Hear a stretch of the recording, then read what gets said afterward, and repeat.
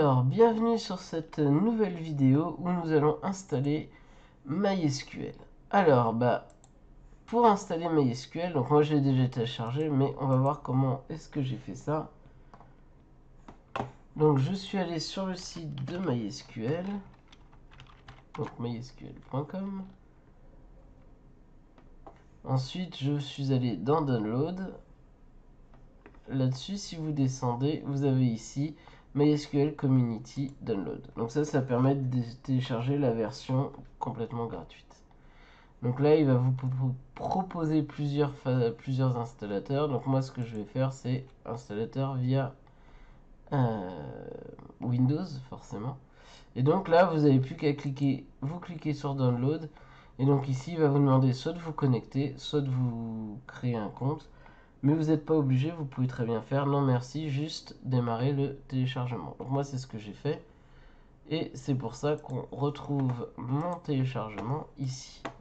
Donc on va lancer l'installateur et faire l'installation ensemble. Si vous allez voir, il y a pas mal de choses à voir et à configurer au moment où on installe les choses.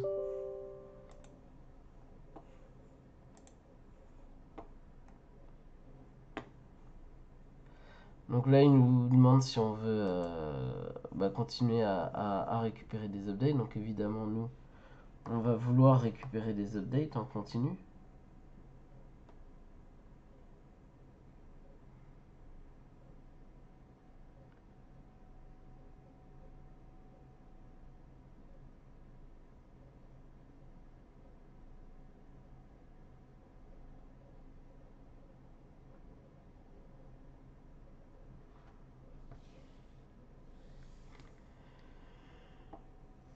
Donc au niveau du...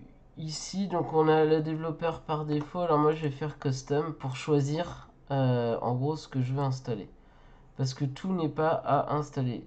Le MySQL 5.7, si vous voulez installer le 8, vous pouvez. Moi je vais me contenter du 5.7. Au niveau de l'installation, alors on va revenir en arrière. Au niveau des applications, alors là, c'est vous qui voyez ce que vous avez besoin. On pourrait éventuellement effectivement installer MySQL Workbench. Donc on voit qu'on a plein de versions qu'on peut installer. Les connecteurs, si vous avez besoin, c'est ici que vous allez pouvoir les installer. Mais normalement, je pense pas que vous en ayez beaucoup besoin. Donc voilà, on va continuer. On va donc installer MySQL Workbench et l'autre. Donc là, si vous regardez, il fait le téléchargement en parallèle.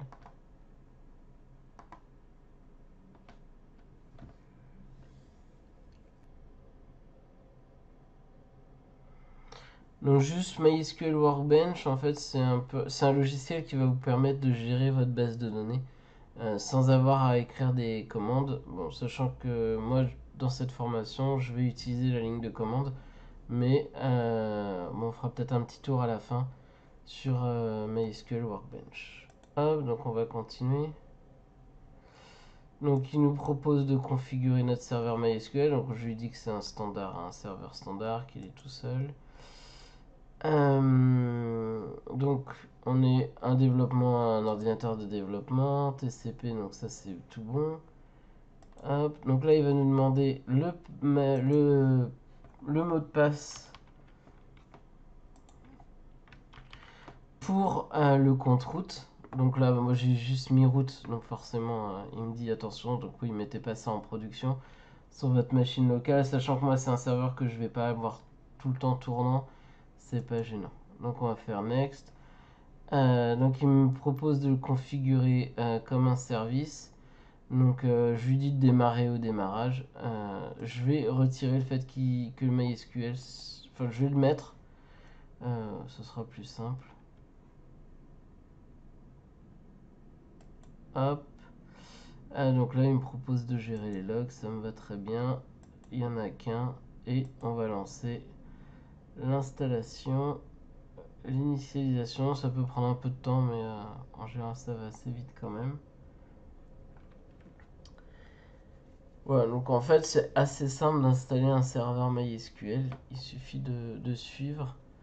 Mais alors attention, si jamais vous avez décidé de prendre l'installation du MySQL serveur 8, là pour avoir la dernière version, au moment de l'initialisation des droits, il faudra faire attention à la façon de configurer les droits, sinon le PHP ne marchera pas, donc faut pas prendre la méthode recommandée, mais la legacy qui est l'ancienne méthode, mais du coup ça vous permet d'avoir un serveur qui est compatible avec les versions 5. Voilà, et donc là il nous dit, moi je veux pas qu'il démarre, hop, et ok, donc on va voir tout de suite si on peut se connecter à notre serveur. Donc là on regarde dans la command line client, donc il nous demande le mot de passe route et on est bien connecté. Donc on peut faire un show databases et on voit qu'on a donc quelques databases qui sont installées. Donc on va en créer une tout de suite.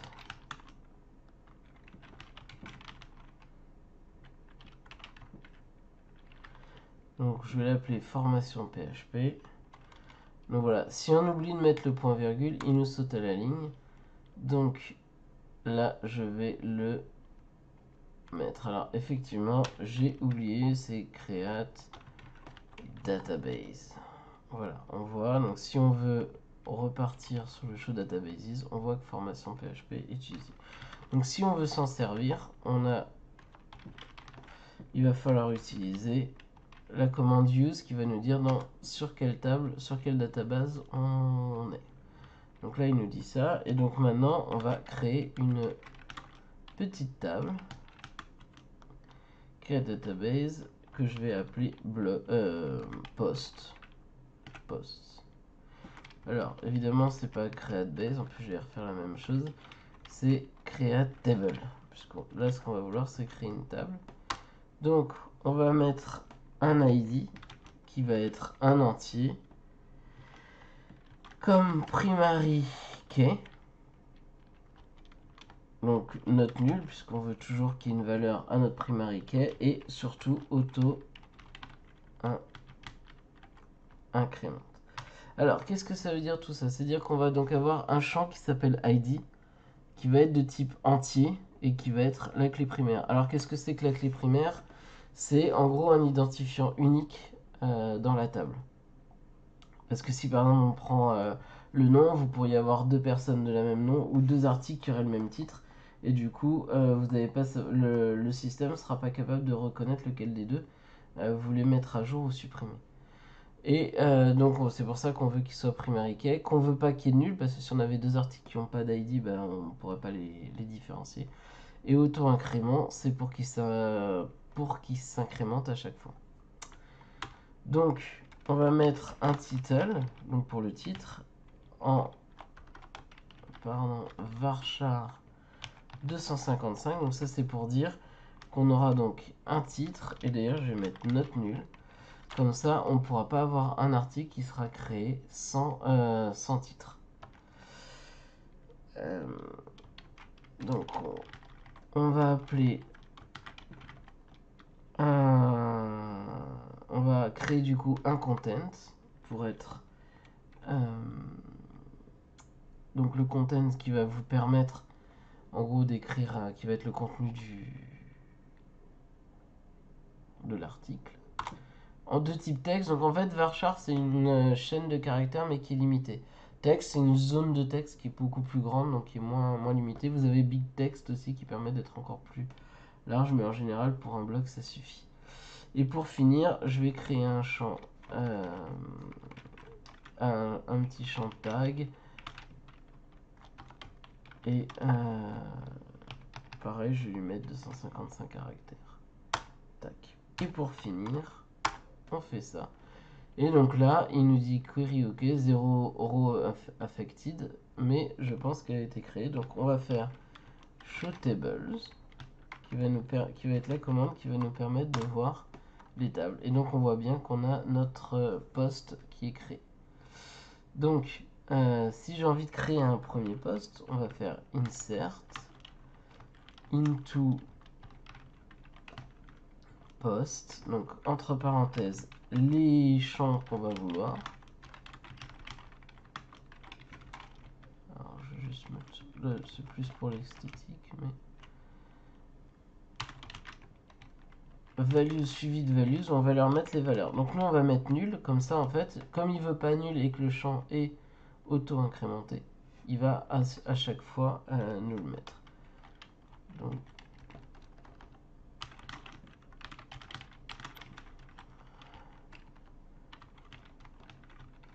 le titre du premier article.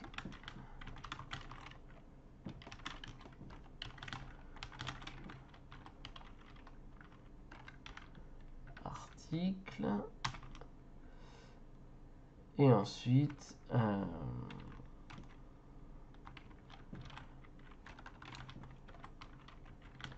hashtag article. Hop, on presse entrée et donc là on va faire un select étoile from post. Alors une autre chose, moi je vous conseille toujours de mettre vos tables ou vos champs en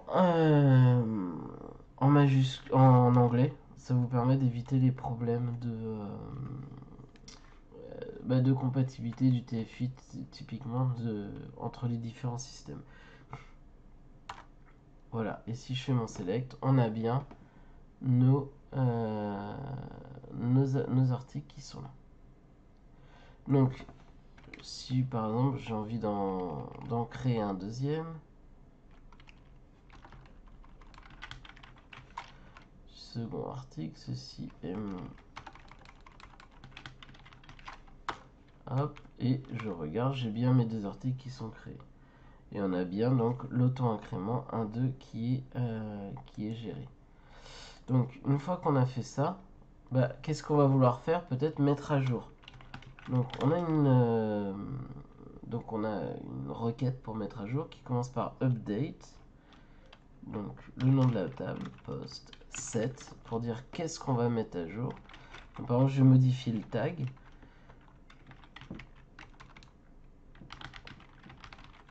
Hashtag rien du tout, where id égale 2. Donc là, ça veut dire qu'on va dire que la valeur de tag, ça sera rien du tout, là où la id sera égale à 2. Si je mets pas le where, il va me mettre tout à jour. Donc faites attention à ça. Donc là, on regarde, on voit qu'il y a une query qui est OK, une row qui est affectée, et il dit il y a une row qui a matché, et donc un changement. Pas de warning, donc on va pouvoir maintenant regarder, et on a bien rien du tout. Alors, pour finir, la dernière requête qui est importante, c'est le supprimer.